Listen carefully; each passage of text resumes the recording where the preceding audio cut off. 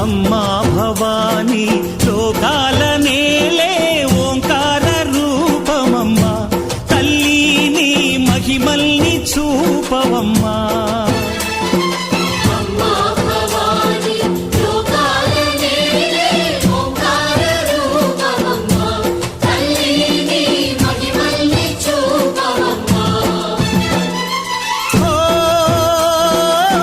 సృష్టికే దీపమా, శక్తికే మూలమా, సింహరథమే నీదమ్మా.